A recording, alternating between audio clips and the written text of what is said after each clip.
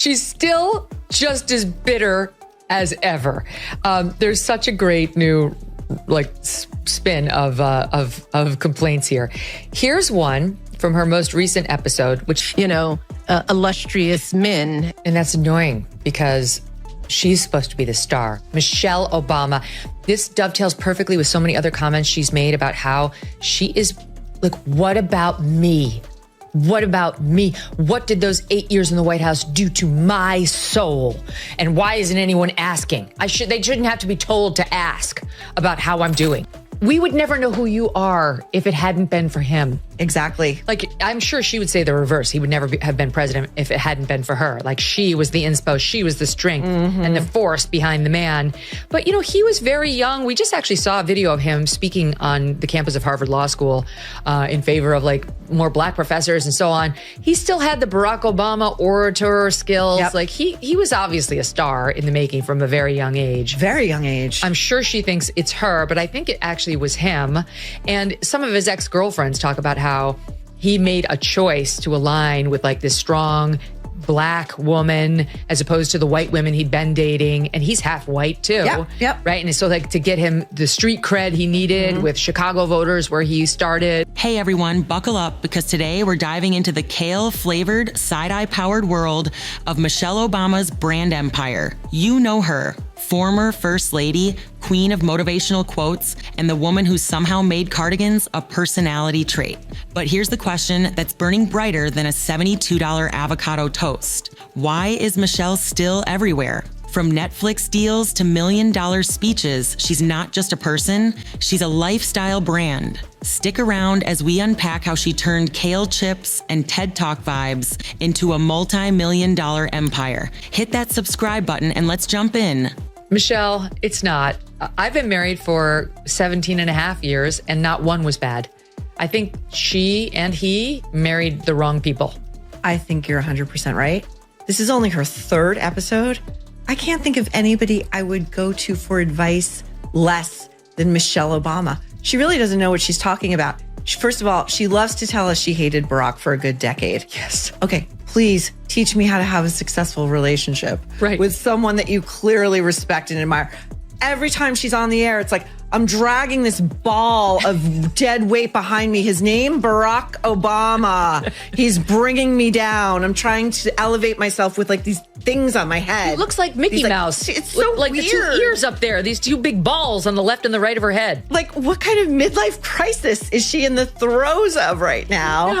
Let's rewind. Michelle Obama didn't just walk into the White House. She floated in on a cloud of spinach smoothies, and when they go low, we go high, bumper stickers. Back then, she was sold as America's relatable mom. Grounded, real, just like us. Except, most moms don't lecture the nation on nutrition while flying private to brunch with Beyonce. Her childhood obesity campaign, less about kids, more about turning school lunches into Pinterest boards. Kale chips, quinoa, and a side of judgment, served cold with that signature Michelle smirk. But here's the kicker. It worked. She branded herself as the first lady of fitness, and America ate it up. Why? Because she made wellness feel like a moral flex. Back to our daily segment of Michelle Obama's terrible, terrible life. Boo effing who. She went on a podcast called Diary of a CEO. It's kind of rings a bell like a founder kind of situation. And once again, wants you to know how awful it is to be married with children. There are just many natural reasons why marriage, infertility, trying to have kids makes things difficult. It's like I try to tell couples, of course it's hard. Just listen to what I said, right? It's probably, if you're having some issues in your marriage, it's not you, it's the process of marriage. Let's talk about how she pulled that off. If Michelle Obama has a superpower, it's her side eye. That glance could launch 1,000 think pieces. She didn't just give speeches, she delivered sermons, turning sweet potatoes into symbols of national virtue. It just doesn't feel organic at all. It reads same photo. They both posted the exact same photo. So clearly staffers put all this together. Okay. And also, can we ask the lawyer in you to parse these statements because, okay, let's take Barack, for example. You still take my breath away. How? Right. With your fucking anger? With your complete inability to just get with the program and show up? At the inauguration, so I have to walk in like a lonely soldier? Exactly. And then tell people you're mad because I was laughing with Donald Trump? Right. Maybe you're taking my breath away for that reason. Every public appearance felt like a master class in performative authenticity. Remember her "when they go low, we go high" line? It's not just a catchphrase, it's a lifestyle mandate. She wasn't just talking about conflict, she was selling a vibe. High like cruising altitude in a Gulfstream jet to a Hollywood rooftop brunch. And the media, they lapped it up, calling her grace personified. But was it grace or was it branding so slick it could sell organic tap water as revolutionary? Let's dig deeper. Publicly, which leads me to Michelle Obama. Every day, she's dropped another negativity bomb on us, whether on her podcast or on someone else's. I mean, this audience knows she never says anything positive. It is all complaints. So she goes on another podcast. She's promoting her show, so she's making the rounds. The Diary of a CEO podcast, and actually found a way to bitch and moan about how hard it is to live in the White House. When you walk through a storm, keep your head held high. Show me. What Watch does it. this look like? He's projecting that if you win, which I thought he could and should, he would be somebody that I would want as my president. It was all about, this is going to, our kids are little. We're going to have to move. How do you raise kids in the White House? Fast forward to her post-White House era, and Michelle's still got us talking. She's dropped a podcast because of course she has. And it's less about inspiration and more about, complaints. On shows like Diary of a CEO, she's venting about how tough it is to be Michelle Obama. Marriage, hard. Kids, tough. Living in the White House, a storm she had to walk through with her head held high. Look, we get it. Life's not easy, but when you're sipping matcha in a Martha's Vineyard mansion, it's a little hard to buy the woe is me narrative. Her fans call it vulnerability. Others call it a 4.5-minute tear about how nobody asks how she's doing.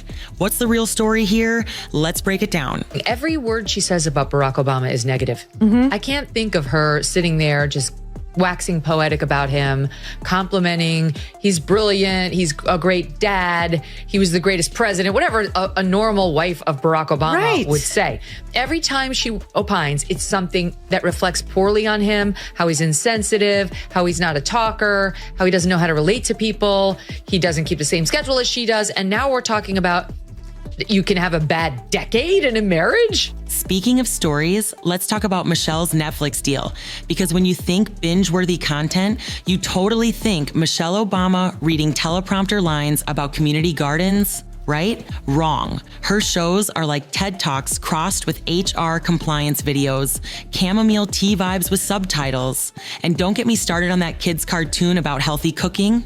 Toddlers don't need animated produce with Michelle voicing a cartoon squash, teaching them how to zest a lemon. Big birds out here weeping, and we're all wondering, is this entertainment or just her ego in 4K? Yet somehow it's part of her multi-million-dollar empire. How does she keep winning? Then there's her book, a 400-page love letter to herself that reads like it was ghostwritten by Instagram wellness influencers. It's got chapters on how hard it is to be famous, how exhausting it is to be adored, and how we should all find our power, preferably while buying her merch. The book tour, think stadium lighting, pyrotechnics, and ticket prices that rival Beyonce's world tour. Michelle Obama, still trying to make her struggling podcast a thing, went on a 4.5-minute tear about herself and how hard it is to be Michelle Obama. We're going to go through quite a bit of it. Here's the first one about how difficult it is for Black women like Michelle to articulate their pain. We grew up with women who weren't voicing the pain and the burden. They made it look easy. And when you make stuff look easy, people assume that you must like this. Yeah. It's okay with you, right? Right. Nothing screams I'm relatable like charging $500 a seat to hear quotes that could fit on a Pinterest board. Michelle's not just selling books, she's selling a lifestyle religion. And her fans, they're signing up for leadership seminars faster than you can say limited edition hoodie. Walked the face of the earth, then left to write her best-selling memoir for which she was paid millions, then signed a Netflix deal for which she was paid millions, is giving speeches for which she's getting paid almost $1 million per speech, has 2 daughters who went to Harvard and USC. The 2 of them together, I haven't even counted her husband's riches. They're definitely billionaires by now.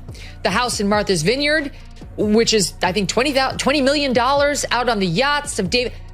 What happened to me? Why doesn't anyone think about what happened to me during my... I'm enraged. I'm almost speechless at how ridiculously out of touch this person is, Glenn. Let's not forget Michelle's fashion icon era. She rolled through state dinners like a Vogue cover shoot, hiding childhood obesity under layers of Valentino. The First Lady role became a non-stop runway, all while she side-eyed anyone who dared call it unrelatable. For the children, she said, as we scrolled through 12 photos of her in custom gowns, telling kids to skip dessert. Her stylists outnumber a Kardashians, yet she's still lecturing America about authenticity. It's like she's saying, be humble, but make sure your boots cost $3,000. How does she balance this contradiction? And why do we keep buying it? Michelle's not just a person, she's a product. Every noble cause comes with a product drop, promoting literacy, grab her signature leather bookmark, empowering young women. Don't forget the Michelle-approved hoodie and stainless steel tumbler that whispers, I'm better than you. Her philanthropy feels like it was brainstormed in a boardroom over kale smoothies and brand synergy charts. It's not a nonprofit, it's a motivational merch store with a mission statement. You can't even donate without subscribing to her newsletter and curated playlist. Is this charity or just social justice as a side hustle? Let's talk about it. Here's where it gets juicy. Every time Michelle opens her mouth about Barack Obama, it's shade. She's out here saying she hated him for a decade, calling him insensitive, a non-talker, someone who doesn't get her schedule. Where's the he's brilliant, he's a great dad energy? Instead, it's like she's dragging a ball of dead weight named Barack behind her. She's trying to elevate herself. But every podcast appearance feels like a therapy session where Barack's the villain. Is this just her being real, or is it a calculated move to keep her brand in the spotlight? You tell me in the comments. So what's Michelle Obama's real legacy? It's not hope. It's hope with a subscription box, a lifestyle empire built on curated perfection and inoffensive inspiration. She's proof that with the right PR team, a public role can become a private industry. Michelle's not a public servant anymore. She's a public spectacle, selling inspiration like it's a skincare serum, complete with a free tote bag and TED Talk. Her relatable moments, staged with military precision, yet she expects us to see her as speaking truth to power from the back of a bus. Let's break it down. Her talent lies in branding, not activism or leadership. She's taken a single role, First Lady, and spun it into a multi-platform religion, worshiping her vibe.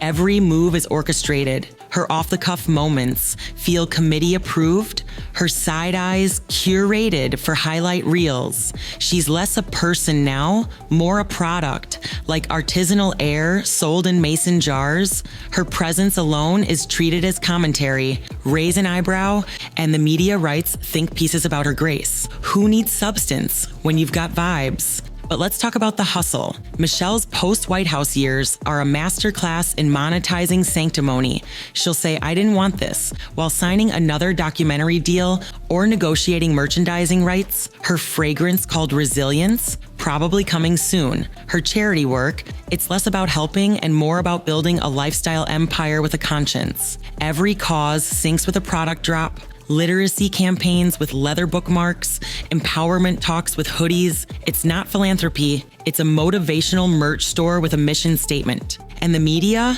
they're her biggest cheerleaders. She breathes and journalists pen odes to her strength. She smirks and Twitter erupts in praise. She posts a smoothie pic and Vogue dedicates a special issue. Michelle could spill coffee on a toddler and someone would call it a bold stance against systemic inequality. The irony? She started her career criticizing ambition, yet she's turned it into a brand. She's not challenging the system, she's licensing it. Her cult of personality is so intense that questioning her feels like questioning the Pope's hat. Her fans treat her like she cured cancer with a kale smoothie, signing up for seminars while clutching her $50 journal. Meanwhile, she's summering on yachts with George Clooney, guest editing magazines in $3,000 boots, and sipping matcha in suites that smell of essential oils and unearned reverence. Michelle from the South Side, please. That's as real as a diamond-studded yoga mat.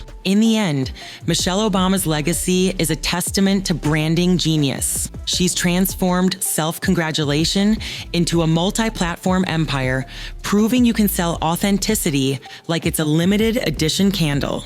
But here's the question. Is she a marketing mastermind, or has she just perfected the art of humble bragging? Is her empire built on genuine inspiration or carefully curated sanctimony? You tell me. Drop your thoughts below, smash that like button, and subscribe for more deep dives. See you in the next one.